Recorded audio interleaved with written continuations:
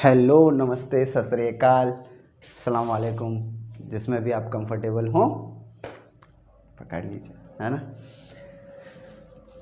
Science का class 10 chapter number 1 का एक पार्ट, लास्ट पार्ट रह गया था, जिसमें हमें पढ़ाना था। बाकी तो सारा कंप्लीट हो चुका है।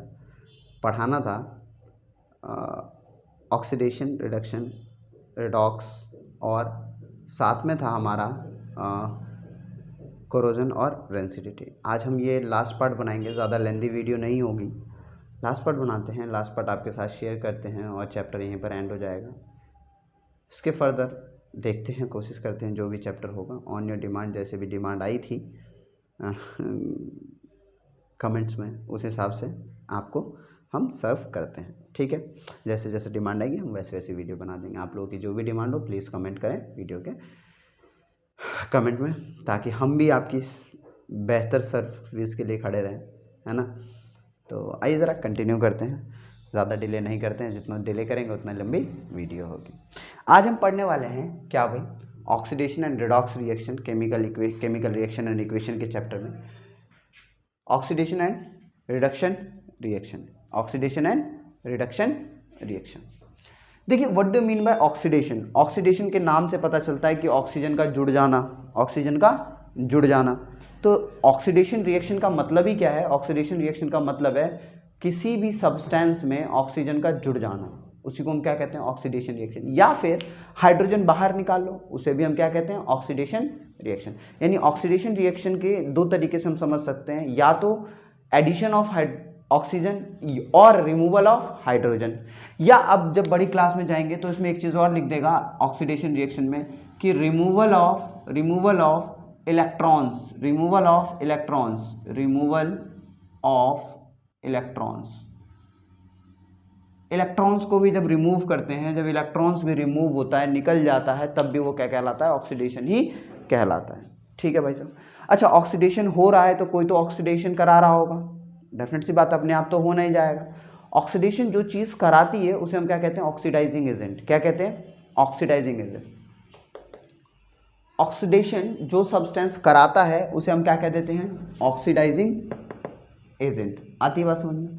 जिस सब्सटेंस की वजह से ऑक्सीडेशन हुआ that is called oxidising agent.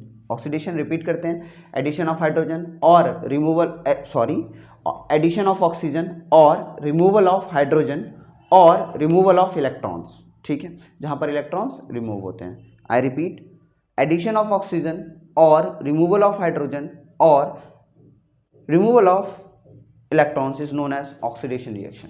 ऐसा कराने के लिए एक चीज रिस्पॉन्सिबल होती है, एक एजेंट रिस्पॉन्सिबल होता है, दैट इज कॉल्ड व्हाट?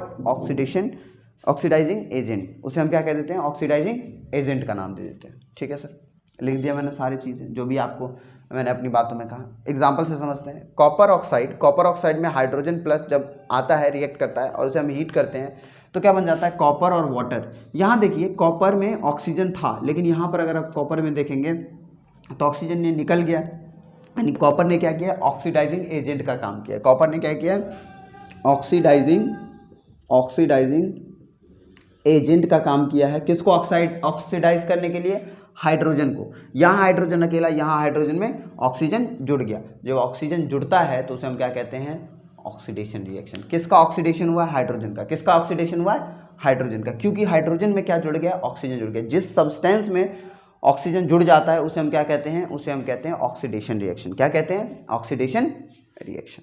तो यहाँ पर ऑक्सीडेशन किसका हुआ है? हाइड्रोजन का हुआ है। आगे बात समझ में।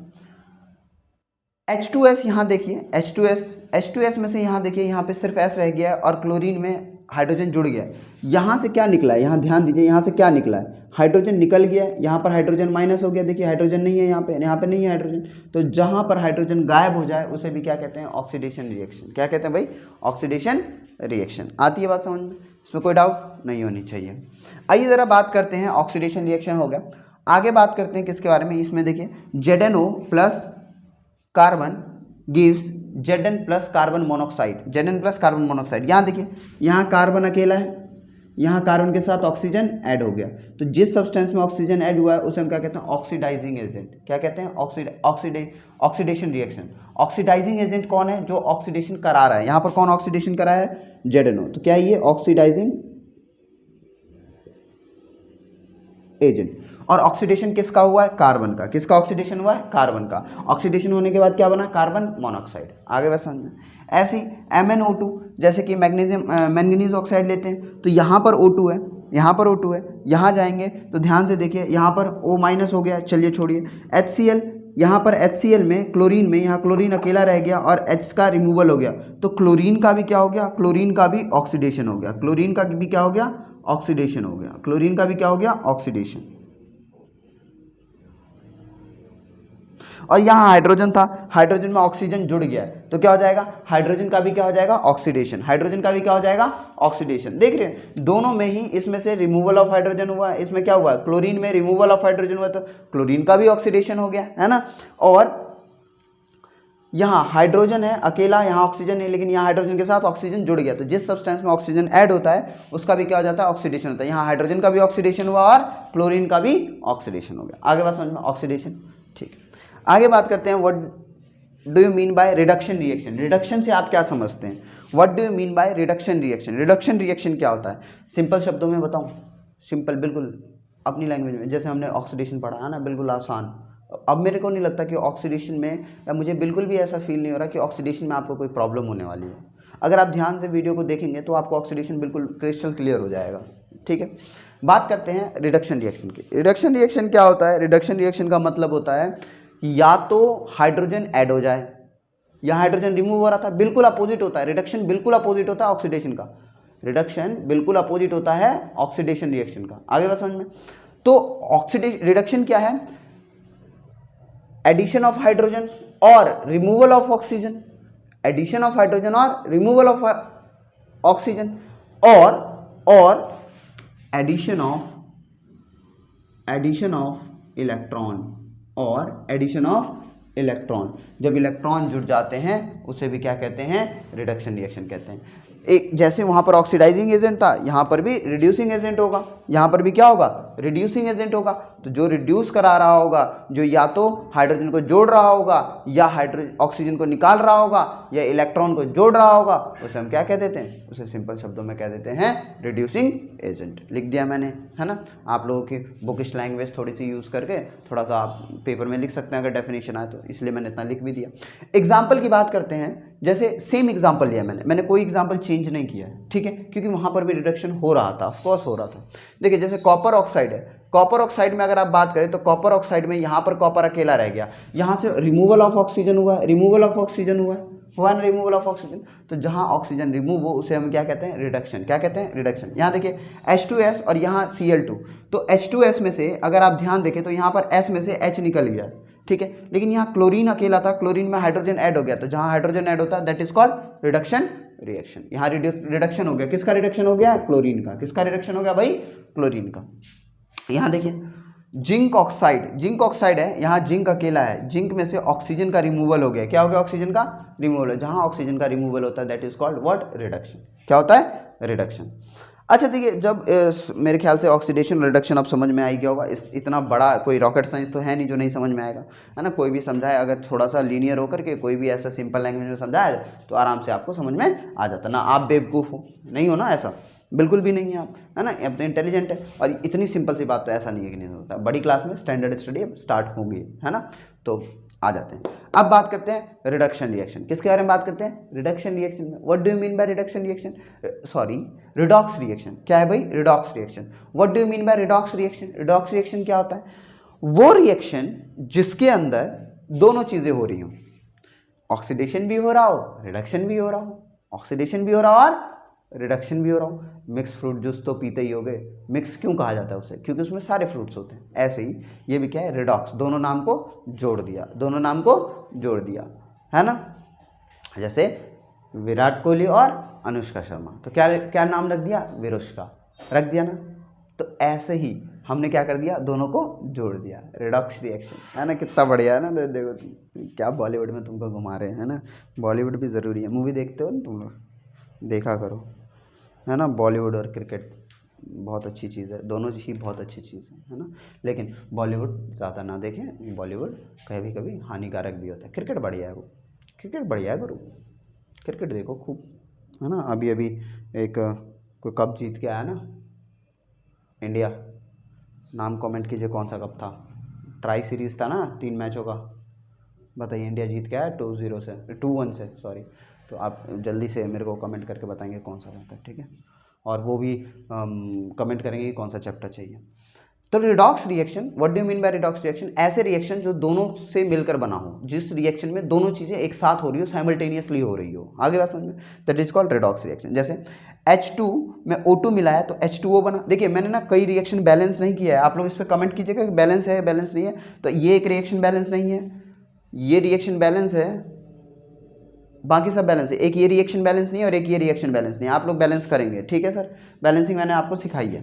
तो देखिए H2 और O2 कर दूं क्या बैलेंस, नहीं कर रहा मैं, बिल्कुल नहीं करूँगा। आप बैलेंस केमिकल इक्वेशन लिख के दिखाएंगे, इसका भी और इसका भी कमेंट में, है ना, सिर्फ पढ़ने से नहीं होता, है ना, बहुत कुछ करने से होता है। कहीं एक बहुत अच्छी जगह सुना, बहुत अच्छी जगह हमने एक चीज़ सीखी कि NCERT की फुल फॉर्म क्या होती है ना, तो उस हिसाब से अगर देखा जाए तो कभी बात डिस्कस करेंगे इसके बारे में, बट फिलहाल तो ये पढ़ते हैं, ठीक है। देखिए ज़रा, H2 + O2 gives H2O, H2 + O2 gives H2। तो अगर H2 की बात करें, O2 की बात करें और H2O की बात करें तो H हाइड्रोजन है, अगर हाइड्रोजन में ऑक्सीजन जुड़ रहा है तभी तो H2O बन रहा है। हाइड्रोजन में कभी ऑक्सीजन जुड़ रहा है तो क्या बन रहा है, H2O बन रहा है। तो अगर हाइड्रोजन में ऑक्सीजन जुड़ा है तो ऑक्सीडेशन हुआ, किसका ऑक्सीडेशन हुआ, हाइड्रोजन का। यहाँ देखिए हाइड्रोजन का ऑक्सीडेशन हो गया। लेकिन अगर बात करें ऑक्सीजन, ऑक्सीजन में हाइड्रोजन जुड़ा है, देखिए यहाँ ऑक्सीजन अलग है, यहाँ पर दोनों के साथ है, हाइड्रोजन के साथ है। जब हाइड्रोजन जुड़ जाता है ऑक्सीजन के साथ तो क्या कहलाता है, रिडक्शन। तो यहाँ रिडक्शन भी हो रहा है, यहाँ ऑक्सीडेशन भी हो रहा है। This process, this intermixing of both the chemical reaction in a single chemical reaction is known as what, redox reaction, or both oxidation as well as reduction occurring in a chemical reaction simultaneously is known as what, redox reaction। मेरे ख्याल से इसमें कोई problem नहीं होनी चाहिए, जैसे विरुस का वैसे ही रिडॉक्स। आगे बात समझ में, दोनों को मिक्स कर दो, एक ही चीज में दोनों चीज, जैसे विरुस का हो गया तो विराट कोहली भी और अनुष्का भी, तो ऐसे ही एक ही रिएक्शन में क्या, रिडॉक्स, रिडक्शन भी और ऑक्सीडेशन भी। आती है बात समझ में, कोई डाउट नहीं होनी चाहिए। चलिए अब स्टार्ट करते हैं। तो कोरोजन और रेंसिडिटी को अब पढ़ते हैं। कोरोजन और रेंसिडिटी क्या होता है हम उसके बारे में जानते हैं। है बड़ा इंटरेस्टिंग टॉपिक, बहुत आसानी से पढ़ा जा सकता है, बहुत अच्छा है, ऐसा भी नहीं है कि बहुत मुश्किल टॉपिक है, बहुत 1-2 नंबर का ही आता है, लेकिन पता है इंटरेस्टिंग बहुत है। रियल लाइफ में आप इसको ना बहुत अच्छे से समझ सकते हैं, आपके रियल लाइफ में बहुत अच्छे से होता है सर, है ना। तो देखिए जरा, कोरोजन एंड रेंसिडिटी, सबसे पहले हम कोरोजन के बारे में पढ़ते हैं, उसके बाद हम रेंसिडिटी के बारे में पढ़ेंगे। उस साइड देखिए, उस साइड लिखा हुआ है। तो सबसे पहले हम किसके बारे में बात करते हैं, कोरोजन के बारे में। What do you mean by corrosion, corrosion से आप क्या समझते हैं। कोरोजन का सीधा और सादा मतलब अगर देखें तो कोरोजन का मतलब है किसी भी मेटल का ऑक्सीडेशन हो जाना, किसी भी मेटल का क्या हो जाना, ऑक्सीडेशन हो जाना, that is called what, that is called corrosion. उसी को हम क्या कह देते हैं, कोरोजन कह देते हैं, ठीक है। कोरोजन का साफ और सीधा मतलब यही होता है। देखिए लिखा गया है कि किसी भी एक्सटर्नल फैक्टर के प्रेजेंस में किसी भी मेटल का क्या हो जाना, ऑक्सीडेशन हो जाना। इन्वायरमेंटल फैक्टर्स के प्रेजेंस में ऑक्सीडेशन यानी कि ऑक्सीजन का प्रेजेंस, ऑक्सीजन कहाँ होती है, एटमॉस्फेरिक एयर में होती है। तो एटमॉस्फेरिक एयर में जो ऑक्सीजन प्रेजेंट है, उस ऑक्सीजन की वजह से एक मेटल का क्या हो जाना, ऑक्सीडेशन हो जाना, that is called what, rusting और कोरोजन। उसी को हम क्या कह देते हैं, कोरोजन कह देते हैं। आगे बात समझ में, ठीक है। देखिए लिखा भी है हमने, एक्सटर्नल फैक्टर्स कई सारे हो सकते हैं, जैसे कि आपका एयर हो गया, मॉइस्चर हो गया, और केमिकल लाइक एसिड भी अगर आप किसी मेटल पे डाल देते हैं तो वो भी क्या हो जाता है, कोरोड हो जाता है। आगे बात समझ में, it is caused mainly by the oxidation of metal, exactly by oxygen present in air, जो एयर के अंदर ऑक्सीजन प्रेजेंट है उसी की वजह से होता है। बेस्ट एग्जाम्पल इसका है rusting of iron. Best example क्या है इसका, रस्टिंग ऑफ आयरन। जैसे आयरन को हमने, यहाँ ऑक्सीजन होगा, ये ऑक्सीजन होगा, सिर्फ ऑक्सीजन गैस, O2, H2O नहीं होगा, O2 होगा, राइट, हाँ ठीक है। तो रस्टिंग ऑफ आयरन क्या है, रस्टिंग ऑफ आयरन मतलब आयरन की क्या होनी, रस्टिंग हो जानी, आयरन का ऑक्सीडेशन हो जाना in the presence of what, atmospheric moisture as well as oxygen in air, मतलब हमारे आसपास जो है ना, आपने कई सारी चीज़ें देखी होगी, आयरन में ही मेनली देखते हैं। आपके घर में कोई दरवाज़ा, कोई विंडो, कुछ तो होगा, कुछ तो ऐसा होगा जो आयरन की होगी, कुछ तो होगा ऐसा आयरन का होगा। आपने देखा होगा उसमें ना रेडिश ब्राउन कलर का कुछ हो जाता है, या फिर वो धीरे धीरे क्या हो जाता है, धीरे धीरे ख़राब हो जाता है, अपने आप टूटने लग जाता है, यानी ग्रेजुअल डिकम्पोजिशन हुआ, ग्रेजुअली उसका ऑक्सीडेशन हो गया, ऊपर वाली लेयर्स ख़राब हो गई, फिर नीचे गया, फिर नीचे वाली लेयर, ऐसे लेयर बाय लेयर क्या होती गई, ख़राब होती गई। उसी को हमने क्या बोल दिया है, उसी को हमने रस्टिंग बोल दिया, रस्टिंग ऑफ आयरन बोल दिया।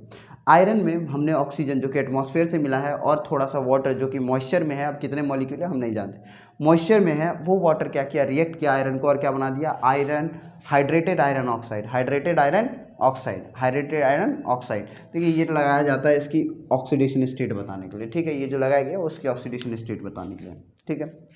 फिलहाल आप याद कर लीजिए कि आयरन ऑक्साइड डॉट XH2O बनाया जाता है, XH2O यानी कि हाइड्रेटेड, इसके अंदर क्या मिल गया, हाइड्रोजन मिल गया, तो this is called what, this is called rusting of iron. यहाँ देखिए ये आयरन था, ऑक्सीजन और वाटर, जो कि ये कहाँ से मिला है, ये मिला है आपको मॉइस्चर से, ये कहाँ से मिला है, मॉइस्चर से, और ये कहाँ से मिला है आपको, एयर से, कहाँ से मिला है भाई, एयर से, ठीक है। और ये दोनों जाके रिएक्ट करते हैं आयरन के साथ, आयरन के ऊपर वाली लेयर को डिकम्पोज कर देते हैं और क्या बना देते हैं, hydrated iron oxide, hydrated iron oxide बना देता है। आती है समझ। चलिए आगे बढ़ते हैं। मेथड ऑफ प्रिजर्वेशन, हम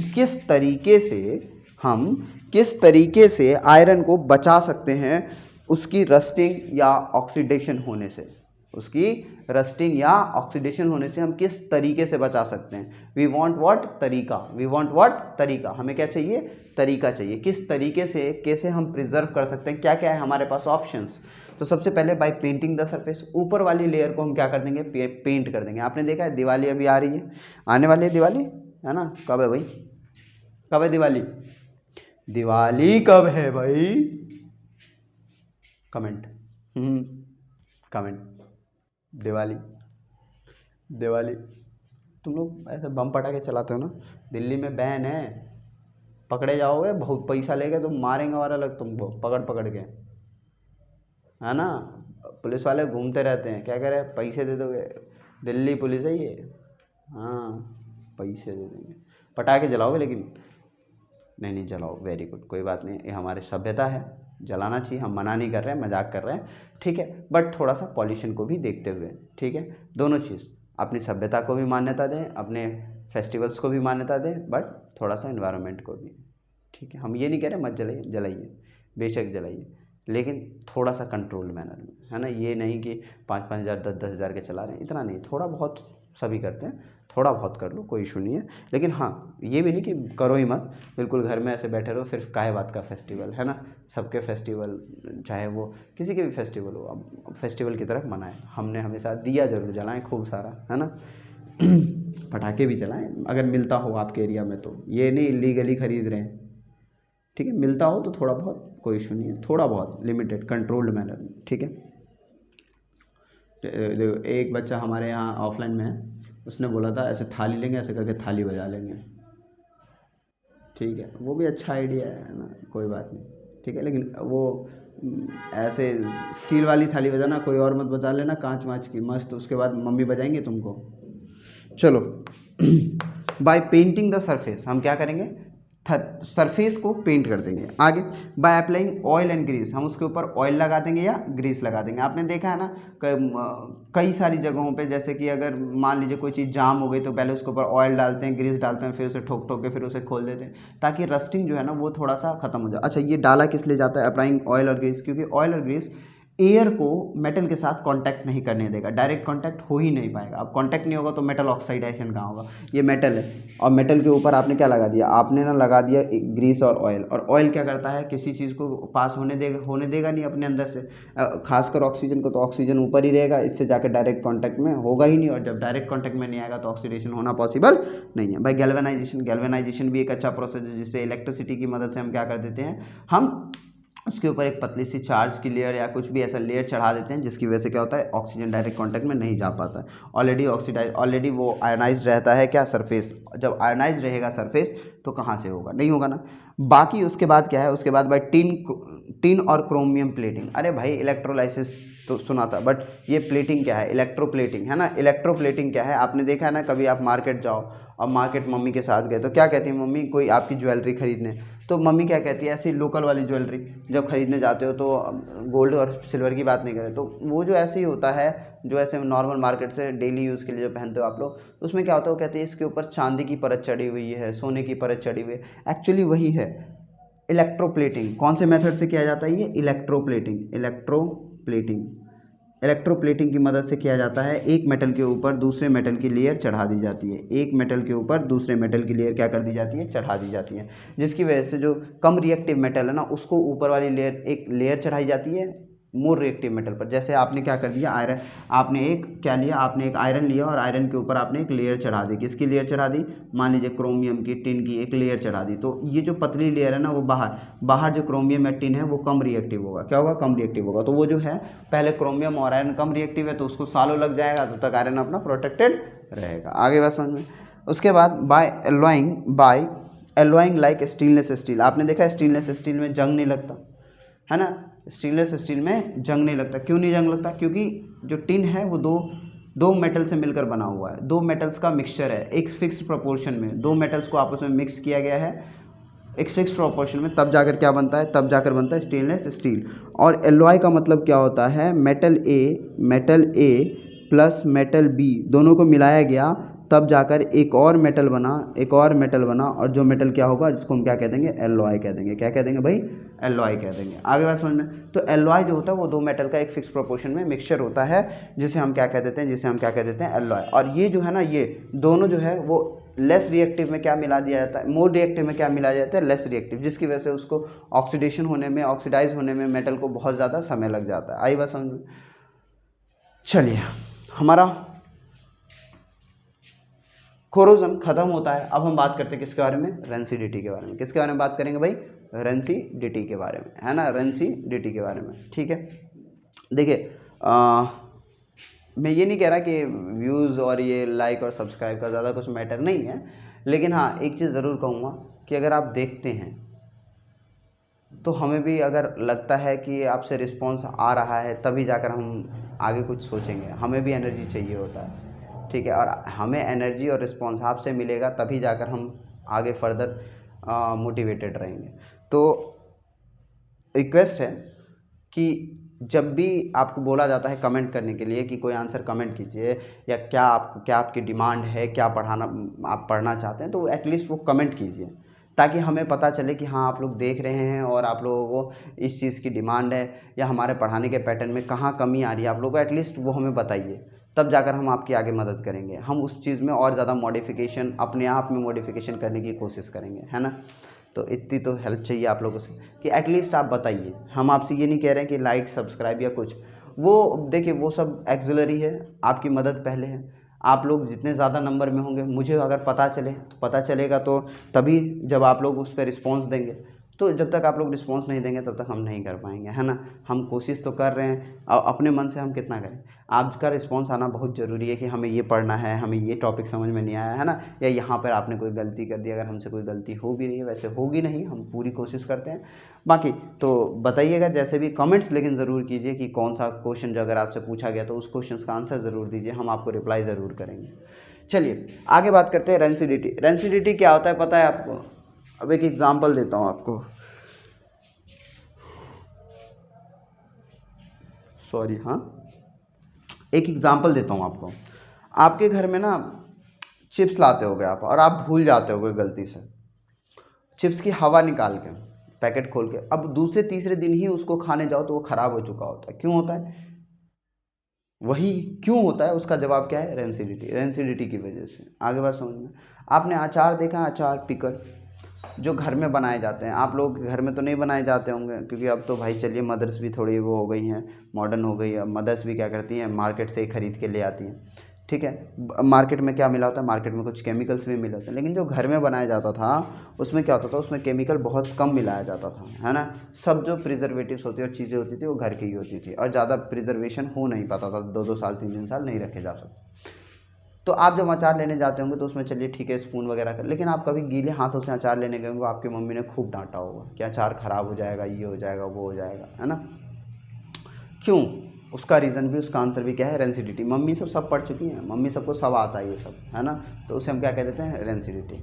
अच्छा, अगर मैं कह दूं कि रेंसिडिटी क्या है, उसकी डेफिनेशन क्या है, तो हम क्या ये कह सकते हैं कि ऑक्सीडेशन ऑफ फैट और oil molecules present in food material या food substance is known as what? Is known as rancidity. मतलब खाने के अंदर जो ऑयल है और जो फैट है, उस फैट और ऑयल का ऑक्सीडेशन हो जाना ही क्या कहलाता है? रेंसिडिटी। अच्छा, रेंसिडिटी हो गया, इसका पता कैसे चलता है? दो चीज़ों से। एक तो अनप्लीजेंट स्मेल आएगी, बहुत ख़राब स्मेल आएगी, है ना। और दूसरा कि भैया उसका टेस्ट बड़ा गंदा हो चुका होगा, बहुत गंदा टेस्ट हो गया होगा।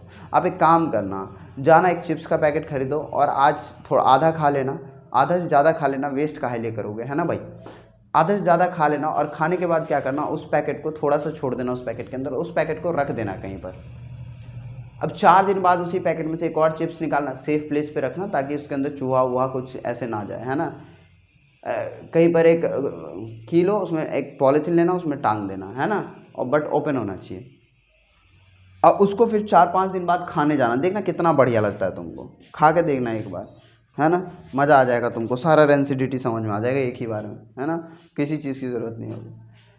तो उसी को हमने क्या कर दिया है? रेंसिडिटी बोल दिया। और ये क्या होता है? ये दो चीज़ से पता चलता है, एक तो अनप्लीजेंट स्मेल और दूसरा वेरी बैड टेस्ट, और हिंदी में इसी को विकृत गंधिता कहते हैं, विकृत गंधिता कहते हैं। ठीक है, देख रहे हो हिंदी कितना मुश्किल है बाबा, बहुत मुश्किल। Method of preservation from rancidity. Rancidity से कैसे बचा जाए? रेंसिडिटी से कैसे बचाओ, प्रिजर्वेशन किया जा सकता है? कैसे प्रिजर्वेशन किया जा सकता है? बहुत सारे मेथड है, जिसमें सबसे पहला है कि भाई लो टेम्परेचर पे रख दो। खाना लाते हो, कोई चीज़ लाते हो, अब आप देखो होटल्स में जाओ, एक ही चीज़ आपको गरम गरम करके देते रहते हैं, वो 10 दिन 12 दिन 5 दिन 10 दिन पुराना होता है। आप ही लोग खाना बनाते हो, रात का खाना बच जाता है, रेफ्रिजरेटर में रख देते हो ताकि उसमें जो प्रेजेंट फैट मॉलिक्यूल्स और ऑयल मॉलिक्यूल्स है वो जो है वो ख़राब ना हो, वो ख़राब ना हो। इसीलिए आप क्या करते हो, आप उसे प्रिजर्व करने के लिए कहाँ रख देते हो? रेफ्रिजरेटर में रख देते हो। कहाँ रख देते हो भाई? रेफ्रिजरेटर में रख देते हो, जहाँ पर टेम्परेचर कम होगा। तो टेम्परेचर कम होने की वजह से ऑक्सीडेशन का रेट भी बहुत स्लो होगा। ठीक है। दूसरा, कीप एडिंग एंटीऑक्सीडेंट। एंटीऑक्सीडेंट कुछ मटेरियल्स होते हैं, कुछ चीज़ें होती हैं, जैसे एंटीऑक्सीडेंट में आपका क्या हो गया? सॉल्ट हो गया, क्या हो गया? सॉल्ट हो गया, ऑयल्स हो गए, है ना, बहुत ज़्यादा ऑयल मिला दिया गया, सॉल्ट हो गया, ठीक है, या फिर शुगर हो गया, ये सब मिला दिया जाता है ना। तो ये सब क्या है? एंटीऑक्सीडेंट है। देखो ऑयल्स का ऑक्सीडेशन होता है लेकिन रेट बड़ा स्लो होता है, ठीक है। ऑयल्स मत लिखो, लेकिन सॉल्ट और शुगर बहुत बड़े लेवल पे यूज़ किया जाता है, चाहे वो पिकल हो या किसी चीज़ में, सॉल्ट एंड शुगर एक्सेट्रा बहुत सारी चीज़ें होती हैं। अभी नीचे हमने लिखा भी है, कुछ केमिकल्स भी होते हैं, ठीक है। तो सॉल्ट और शुगर एंटीऑक्सीडेंट है, जिसमें ऑक्सीडेशन होने के चांसेस बहुत स्लो होते हैं, बहुत रेट स्लो कर देता है। तीसरा, storing packing of food chips with the nitrogen gas in present. आपने देखा ना हवा भरी वाली चिप्स के पैकेट्स जिसके अंदर एयर होता है, आपको ये पता नहीं होता कि उसमें कौन सा एयर है। तो आपको ये चीज़ पता करनी होगी एयर कौन सी। आप पैकेट पे जाकर पढ़ना इंग्रेडिएंट्स में, और उसमें प्रिजर्वेशन के लिए क्या किया गया लिखा होता है नीचे, तो आप जाकर देखना। तो उस पर क्या होता है? उस पर लिखा होता है नाइट्रोजन गैस। क्या लिखा होता है? नाइट्रोजन गैस, ठीक है। अच्छा, हमारे पास एक पैकेट है, पुराना पैकेट है, रुको हम लेकर आते हैं, 1 सेकेंड रुकिएगा।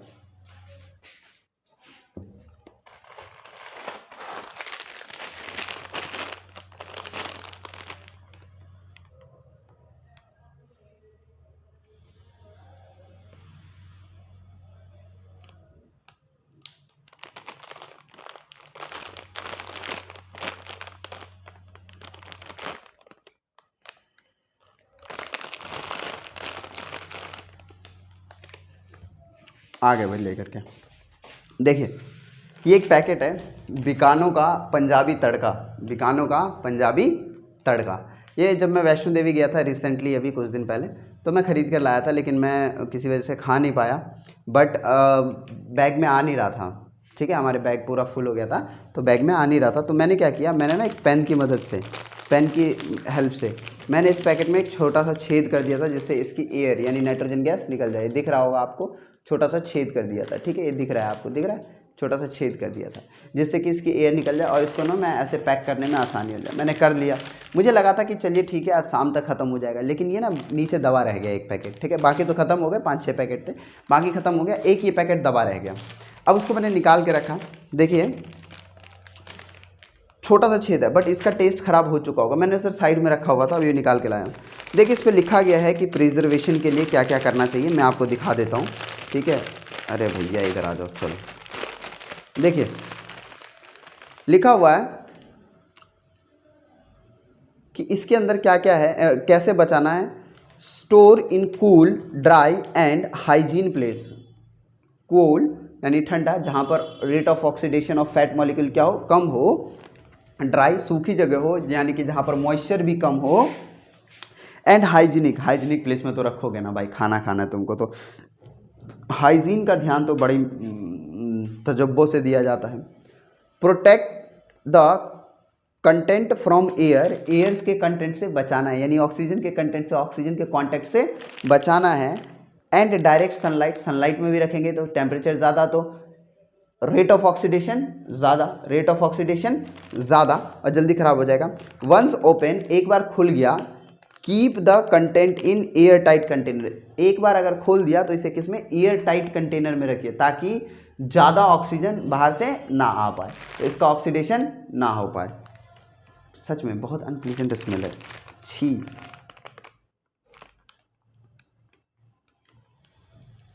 इसमें कहीं लिखा होगा कि इसके अंदर नाइट्रोजन गैस है,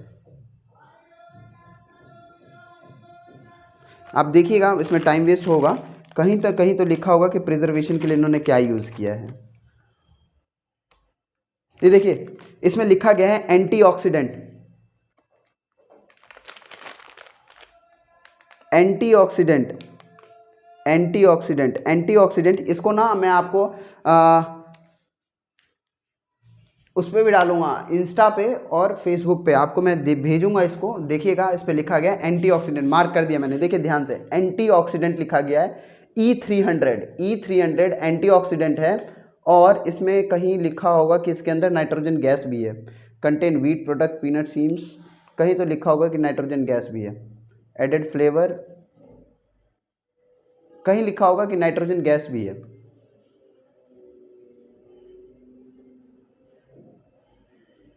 ठीक है, इसके अंदर गैस भी होगा, बाकी इसके अंदर एंटीऑक्सीडेंट मिलाया गया है जिसकी वजह से जल्दी खराब ना हो।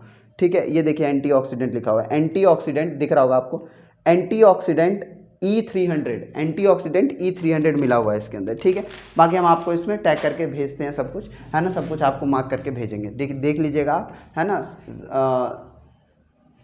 जो आपका इंस्टाग्राम का चैनल है, इंस्टा का जो आपका पेज है वो क्या है, डैश साइंस मंत्रा, ऐसे नहीं, एस क्या यार स्पेलिंग मिस्टेक कर देता हूँ, है ना, SCIENCE, साइंस डैश मंत्रा, ऐसे ही इंस्टा पे है, इंस्टा पे ज़रूर करेंगे पोस्ट, और FB पे भी है, FB पे जो है वो क्या है, SCIMANTRA, और बाकी सिंबल तो आपको पता ही है, हमारा लोगो तो आपको पता ही है, जाके चेक कीजिएगा, वहाँ पे ज़रूर देंगे हम आपको, है ना, आज ही करते हैं पोस्ट, आप देखिएगा ज़रूर। ठीक है, तो storing food in air tight containers, उसमें भी लिखा हुआ था, आपने देखा। दूसरा, एडिशन ऑफ एंटीऑक्सीडेंट, अभी बात की है एंटीऑक्सीडेंट की, आपको दिखाया भी है, एंटीऑक्सीडेंट लिखा डाला जाता है, जैसे कि BHA ब्यूटाइलेटेड हाइड्रोक्सी एनिसोल, ये केमिकल है जो डाला जाता है, एंटीऑक्सीडेंट है। दूसरा BHT ब्यूटाइलेटेड हाइड्रोक्सी टोलिन, तो देखो ज़रा ये सब क्या है, एंटीऑक्सीडेंट है, जिसमें जो क्या करता है, ऑक्सीजन की रिएक्टिविटी को कम कर देता है, ऑक्सीजन कम रिएक्ट करता है, और ऑक्सीजन अगर कम रिएक्ट करेगा तो ख़राब नहीं होगा। अचार में भी यही होता है, देखा होगा आपने, बहुत सारी चीज़ें मिलाई जाती है, नमक, स्पेशली नमक मिलाया जाता है ताकि वो क्या हो सके, ख़राब ना हो। बाकी आप जो मार्केट से खरीद के लाते हैं उसमें एंटीऑक्सीडेंट ज़रूर मिला होता है, आप उसके कंटेनर पर कंटेंट जो होगा उसमें ज़रूर देखिएगा, उसमें ज़रूर लिखा होता है। ठीक है, तो ऑल इन ऑल ये था हमारा फर्स्ट चैप्टर, अचार को बचाना भी सिखा दी। मम्मी से जब पिटाई पड़े तो समझ जाना, मम्मी अचार में जब गीले हाथों से डालोगे और पानी वानी गलती से चला गया, ख़राब हो गया, तो मम्मी को पता होता है कि ये ख़राब हो सकता है, ऑक्सीडेशन हो जाएगा इसका। तो all in all this was your first chapter. अब हम एक बच्चे की डिमांड आई थी ट्रिगो, ट्रिगो भी जल्द ही लेकर आते हैं आप लोगों का, बैक ऑन योर डिमांड, है ना, ट्रिगो बहुत जल्द लाते हैं। ठीक है, चलिए, बेहतर पढ़ते रहिए, खुश रहिए, और जितना हो सके पॉसिबल बुक्स की दोस्ती कीजिए। बुक्स बहुत अच्छे दोस्त होते हैं, बहुत अच्छी बात है। ये बुक्स ही एक ऐसा तरीका है जो आपको शिकायत नहीं करता, जो आपसे कुछ फालतू नहीं कहता, जो आपसे कोई डिमांड भी नहीं करता, है ना। बाकी सबकी डिमांड होती है ना, सबकी डिमांड होगी, आपके दोस्त की डिमांड होगी, है ना, XYZ सबकी डिमांड होगी, बट बुक्स की डिमांडिंग नहीं होती। बुक्स डिमांड नहीं करता, शिकायत भी नहीं करती आपसे। हज़ारों, पूरी दुनिया को शिकायत होगी आपसे, आपकी मम्मी को, पापा को, भाई को, बहन को, पड़ोसी को, अड़ोसी को, है ना, छत पे जाओगे किसी और को, सबको शिकायतें हैं, है ना। स्कूल गए, ट्यूशन गए, हर जगह सबको आपसे शिकायतें हैं, सिवाय एक के बुक्स के। तो ऐसी चीज़ें बहुत कम, ऐसे जो शिकायतें ना करें, बिल्कुल आपकी बातें सुने, आपको अच्छी अच्छी बातें बताएं, वो सिर्फ एक ही है, बुक्स। ठीक है, हमें भी शिकायतें होती हैं आपसे, आप पढ़ते नहीं हो, है ना। लेकिन बुक्स ये नहीं कहता कि भाई मेरे को पढ़ क्यों नहीं रहा है, वो कहता है मत पढ़, मेरे को नहीं पढ़ेगा तो तेरा नुकसान है ना। तो इसीलिए इनसे दोस्ती कीजिए। नुकसान नहीं, बिल्कुल नहीं है इनके, बिल्कुल एक भी नुकसान नहीं है इसके। हर चीज़ का एक ड्रॉबैक है, हर चीज़ की एक इल इफेक्ट्स हैं, लेकिन इसके इल इफेक्ट्स नहीं है, स्टडी के इल इफेक्ट्स नहीं है। तो ऑल इन ऑल ये है आपका, पढ़िए इसे, ट्रिक को जल्दी लाते हैं, रिवीजन कीजिए जल्दी। इसके हम आपको इंस्टा पे ही आपको हम सर्व करते हैं with the help of post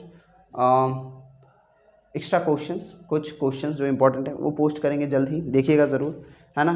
keep studying, enjoy yourself, study hard, please. Thank you.